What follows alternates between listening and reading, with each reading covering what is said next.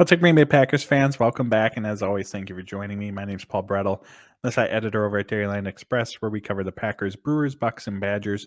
I also have a new article out every Monday and Friday over at Cheesehead TV. As it says at the bottom of the screen here, you can follow me on Twitter at Paul_Brettel.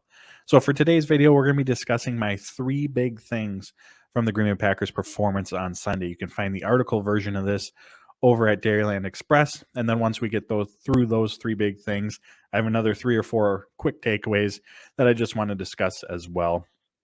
So let's dive on in. First up, and I suppose we'll get the ugly bit of this out of the way, the Green Bay Packers special teams unit. Whew, that was not pretty. That was awful. Awful, awful, awful. The Green Bay Packers special teams unit, they entered Sunday's game ranked 30th in special teams by Pro Football Focus, 30th by Football Outsiders. But while stats metrics can be very helpful in helping us quantify and see where things stand, help us make points that we want to make, we don't need that to know that this Green Bay Packers special teams unit is not good, and that it is in fact one of the worst in football. We can see that with our own two eyes, but they made previous performances look quite tame with the show that they put on against the Chicago Bears. So bear with me here. And if you're squeamish, maybe fast forward a little bit, but we're going to run through some of those takeaways, or not takeaways, but errors, blunders, miscues, whatever you want to call them, that they had on Sunday. So, of course, there was the 97-yard punt return by Jakeem Grant. There was a 34-yard punt return allowed on top of that, a 42-yard kick return allowed, a 40-yard kick return allowed, a kickoff out of bounds by Mason Crosby, and then the muffed kick return attempt by Malik Taylor. And that was just in the first half. If we took all of those items and had spread that out over the Green Bay Packers' first 12 games of the season, we would probably still enter week 13 going, wow, the special teams unit's not very good. But that happened in one half of football. One half of football. And unfortunately, there was more. There was at least another kick return in the second half, I believe was over 30 yards. Corey Bojorquez, as good as he's been all season, even he was bitten by whatever that bad special teams bug was. He had a shank punt that only went 22 yards. And then, of course, there was the Amari Rodgers muff punt return attempt and fumble. Fortunately, that one's not going to go on the stat sheet because it will back due to a flag by the Chicago Bears. But nonetheless, that's an issue that's been really rearing its ugly head as of late. Since the preseason, Amari Rodgers has looked incredibly indecisive on his punt return opportunities, not being aggressive heading north and south, a lot of east and west, and again, just overall indecisiveness, which has cost the Green Bay Packers yards on those returns. However, in recent weeks, the problem has become he just is struggling to field punts cleanly. And unless something changes, it looks like that's going to continue to be an issue for him and this kick return unit. So that was everything that took place. And fortunately, it did not cost the Green Bay Packers the game. But that's the biggest concern coming out of all of this. When you get to January, when you get to playoff time, you cannot have these types of errors from your special teams unit. They are going to cost you games. And as good as this offense is really starting to gel right now, as good as this defense has been all season, if the Green Bay Packers are eliminated because of their special teams unit, that is really going to hurt. Now, what do they do moving forward to change it? I don't know. I'm not going to sit here and pretend like I have the solution for you. I don't think they're going to move on from Maurice Drayton. I know LaFleur was asked about that right after the game, and he said absolutely not. And while that is a loaded question, because I mean, they're just, 10, 15 minutes removed from the game. What's he supposed to say in that situation? Of course not. But I do believe him. I don't think they're going to move on because honestly, I don't know how much help that would provide. In the game of football, the players have to make plays, but it does fall on the coaching staff, and you get what you emphasize. How much time in practice, not just, in these practices leading up to games, but really during training camp, during the preseason, how much emphasis was put on special teams? It's an open-ended question because, again, it's not like I'm at every practice. I do not know, but you get what you emphasize, and it certainly doesn't look like the Green Bay Packers have emphasized special teams. And special teams play, it's very much a measurement of the depth of the team that you have, because a lot of times it's going to be those back end of the roster guys who are playing, which again, leaves us with more questions than answers. Because as we've seen this season with all the injuries that have occurred to the Green Bay Packers, both on offense and defense, this is a deep team. They've been able to overcome those injuries on offense and defense, but for whatever reason, the special teams unit just cannot pull it together, and it culminated with an ugly performance. Matt LaFleur mentioned on Monday during his press conference that they were going to, his own words were all hands on deck, meaning they're going to look to guys like Allen Lazard, Rasul Douglas, which they did towards the end of the Bears game, to take some special team snaps to hopefully help shore things up. Because again, it's a must at this point. They have to find a way to somehow turn this around. And by turn around, I don't mean this needs to be a top 10 unit. I don't even think this needs to be a top 15 unit.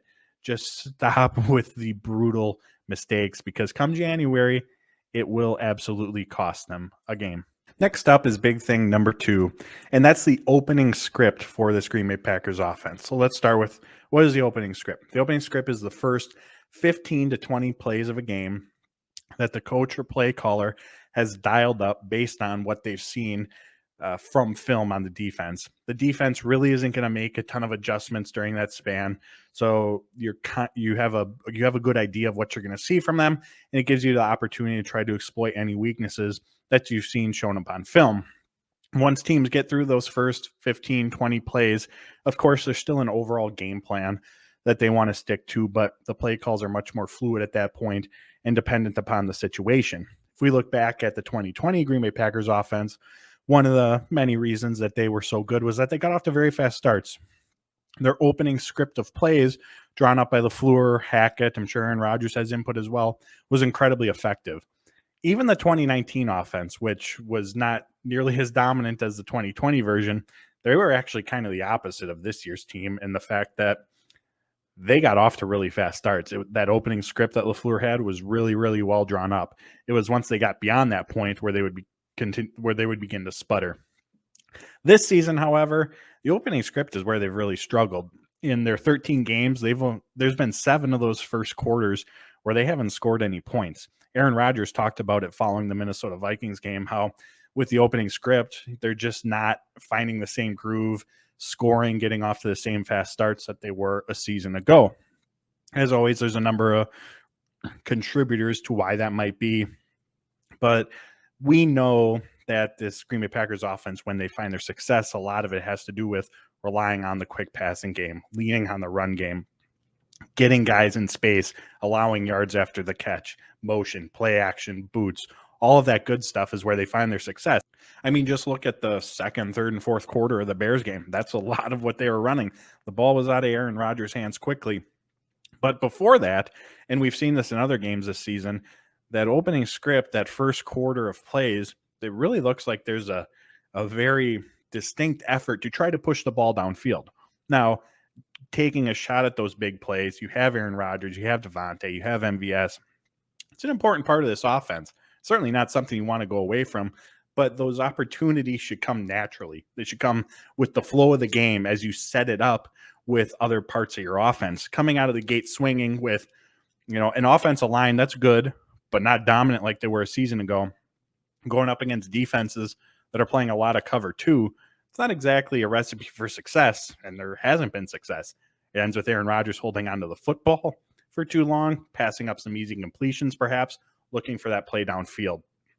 So moving forward, I would like to see Green Bay coming out of the gate more, leaning on the run game, those quick passes, and letting the big plays develop naturally, rather than trying to force those shot plays downfield as they have been. The last big thing, how many more injuries can this offensive line sustain and still continue to play at a relatively high level? As I mentioned, they're not the dominant group that they were a season ago, but all things considered, somehow, some way, they've continued to perform well. By ESPN's pass block win rate metric, they rank 7th. By run blocking, they rank 8th. The run game, they haven't, Aaron Jones, A.J. Dillon, they haven't ripped off the same number of huge gains that they did a season ago, but I believe as a collective unit, they're still averaging, I believe, 4.2 yards per rush, which is certainly an effective ground game. Meanwhile, Aaron Rodgers, for the most part, he has the time that he needs in the pocket to do what he needs to do, find his receivers. Now, they need some game planning, of course. Matt LaFleur, They have to rely on the quick passing game. The run game is important, allowing that young offensive line to be the aggressor. Tight end chips, play actions, motion, all of that is important to their success and needs to be factored into the game plan much more than what it did a season ago. But again, all things considered, they've held up well. Unfortunately, they sustained another injury. Already down 3 of their 4 preferred starters, Billy Turner left Sunday's game with a knee injury. We still do not know the extent of it, or at least not at the time that I'm recording this. And Dennis Kelly stepped in his place. And Dennis Kelly, he's coming off a good 2020 season with Tennessee, had over 1,000 snaps as their starting right tackle, didn't allow a single sack, gave up 26 pressures according to Pro Football Focus. Someone who can certainly hold his own, and we saw that on Sunday against the Bears. Aaron Rodgers complimented him right after the game. He didn't allow any pressures in his limited playing time. And again, overall, the offensive unit performed well. The run game averaged 5 yards per rush. As a unit, they only gave up 4 pressures. Aaron Rodgers had the time he needed. Again, they provided the offense line with some assistance, the quick passing game, all of that. But all things considered, you have to be very proud of Adam Stenavich and these players. But moving forward, one question that we can honestly probably ask each week is, can this unit continue to play at a relatively high level with all these injuries and movement that's taken place? It's not, especially once you get to the playoffs, you're not going to be going up against a defensive front like the Bears that was down 2 of their best players with Akeem Hicks and Khalil Mack sideline. You're not going to be going up against a defensive front like the Bears that ranks 30th in pressure rate. They've, in terms of getting after the quarterback by that standard, they've been one of the worst in football at it. So that's going to continue to ramp up that competition, obviously, especially once you get to the playoffs. So can this unit continue to hold it together, to do enough to give Aaron Rodgers time, to do enough to give Aaron Jones and A.J. Dillon those holes to run through to be effective on the ground game? It's a big question to ask, and so far they've been up to the task. I mean, there's no reason to think that they can't up to this point, but man, they have to be teetering on the edge of depth where another injury, or maybe, hopefully not, but maybe they're at that point where we start to see the level of play decline just because of the attrition and the injuries that have occurred. Now, some positive news is that after the game, Matt LaFleur said that he's hopeful that David Bakhtiari will be back at practice on Wednesday, and hopeful was his word. Of course, that would be huge. We talked about how the Packers, Aaron Rodgers, LaFleur have to game plan for this offensive line. David Bakhtiari, a left tackle, he's not someone that you have to game plan for. You can put him out on the island and know that you're going to be just fine, which allows some additional freedom for this offense. Now, just because he's back on the field Wednesday does not mean he's going to be suiting up Sunday. Odds are he won't. I'm guessing there's going to have to be a ramp-up period. They're going to want to get him back at practice, get him to being a full participant for multiple days in a row before they feel comfortable putting him back out there. But nonetheless, that is a good sign for an offensive line unit that is in a world of hurt, literally. And who knows where Josh Myers is at, but in his recovery from his knee surgery, but hopefully he's someone that they can get back as well. So now we'll quickly run through some quick takeaways. First one, Allen Lazard. He had 89 total yards, 75 receiving, another 14 on a jet sweep, a couple key blocks.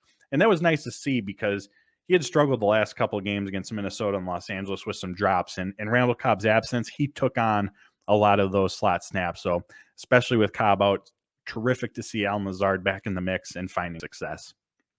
Time of possession. The Green Bay Packers entered Sunday's game second in the NFL in average time of possession per game, behind only Baltimore, who they'll play this week.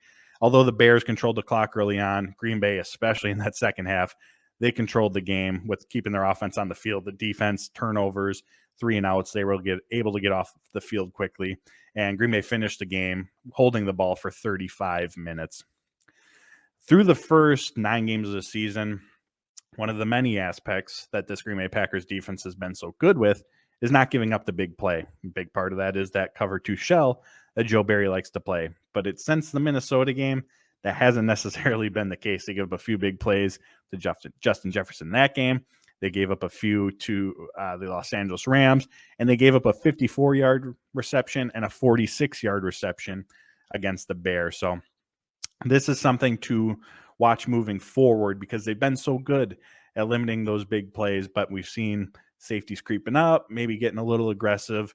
The Bears in particular with some yards after the catch, but that's something to keep our eyes on moving forward. And lastly, the defensive front, they did a terrific job of pressuring Justin Fields. Now, he's not an easy guy to bring down, but in terms of getting pressure, flustering him, moving him off his spot, they were excellent. The Packers recorded 34 pressures according to Pro Football Focus, which is a ridiculous number, and I think it was their highest total of the season.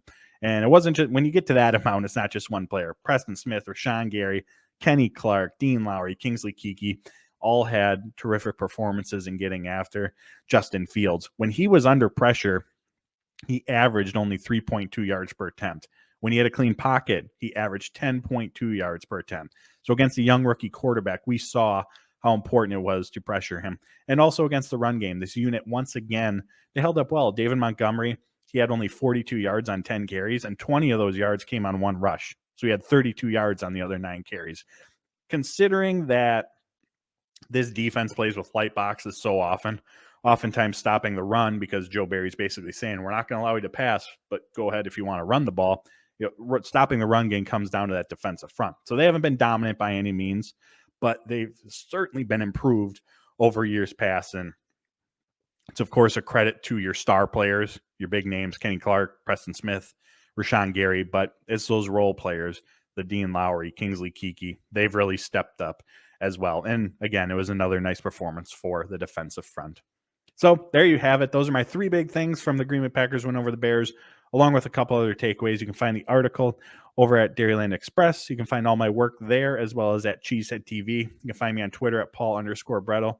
And we'll be back shortly with another video. But until next time, friends, take care, stay safe, and as always, go Pack Go.